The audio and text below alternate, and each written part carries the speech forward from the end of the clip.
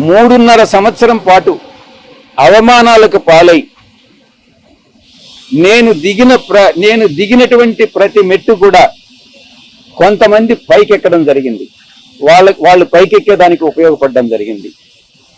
దీంట్లో చాలా మంది పాత్రదారులు, సూత్రధారులు ఉన్నారు.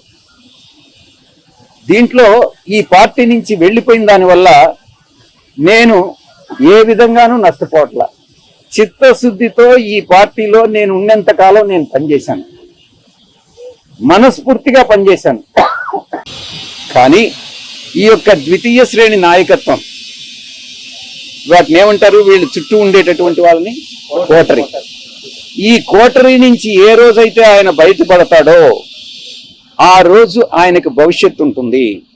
లేకుండా ఉంటే భవిష్యత్ అనేటటువంటిది చాలా కష్టంగా ఉంటుంది. ఇంతకన్నా మించి చెప్పగలిగింది ఏం లేదు.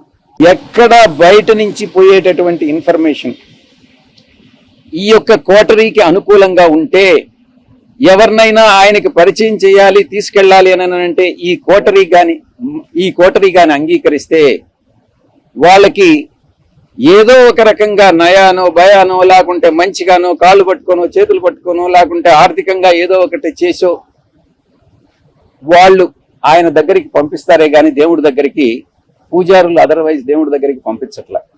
ఇది జరిగేటటువంటిది. ఈ చెప్పేటటువంటి ఒక నాయకుడు అన్నటువంటి వాడు ఈ చెప్పుడు మాటలను నమ్మకూడదు.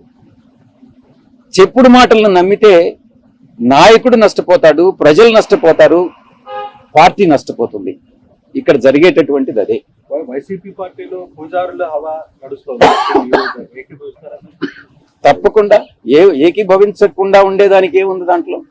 ఈ కోటరీ వల్లనే నేను ఆయనకి దూరం అయ్యా. నేను ఇంకోటి, ఆయన జగన్మోహన్ రెడ్డి గారితో నేను మాట్లాడినప్పుడు నేను చాలా స్పష్టంగా చెప్పా, సార్ మీ మనసులో నాకు స్థానం లేదు, నా మనసు విరిగిపోయింది. మీ మనసులో స్థానం లేనప్పుడు ఈ పార్టీలో కొనసాగాల్సినటువంటి అవసరం నాకు లేదు. కాబట్టే నేను ఈ పార్టీ వదిలి వెళ్ళిపోతున్నాను. మీ చుట్టూ ఉండే వాళ్ళ చెప్పుడు మాటలు విని మీరు తప్పుదోవ పట్టొద్దు. మీకు ఎవరు నిజాలు చెప్తున్నారు, ఎవరు అబద్ధాలు చెప్తున్నారు అన్నటువంటిది మీరు పూర్తిగా అర్థం చేసుకోండి. అర్థం చేసుకొని మీరు నిర్ణయాలు తీసుకోండి. అప్పుడు మీరు ప్రజలకు ఉపయోగపడతారు.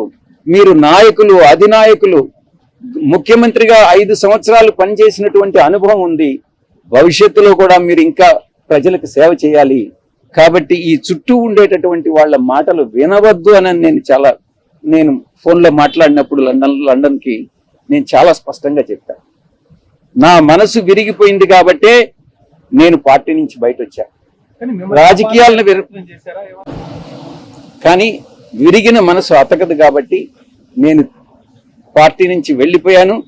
తిరిగి ఆ పార్టీలో, వైఎస్ఆర్ కాంగ్రెస్ పార్టీలో చేరేటటువంటి ఉద్దేశం నాకు లేదు. గర్వాపసి అన్నటువంటిది అప్లై కాదు, నా మనసులో లేదు. కానీ ఆత్మ గౌరవం, ఆత్మవిశ్వాసం రెండు ముఖ్యం. నేను ప్రలోభాలకు లొంగల. మా నాయకుడు నన్ను ప్రలోభాలకు లొంగావన్నాడు, నేను భయపడ్డానన్నాడు. నేను భయపడలా. ఇంకోటేది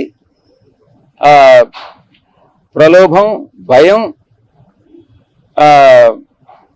విశ్వసనీయత కోల్పోయానన్నాడు. విశ్వసనీయత కోల్పోలే. ఆ 3 యథాతిథిగా అప్పుడెట్టున్నాయో ఇప్పుడు అలాగే ఉన్నాయి. మా నాయకుల్లోనే మార్పు ఉంది.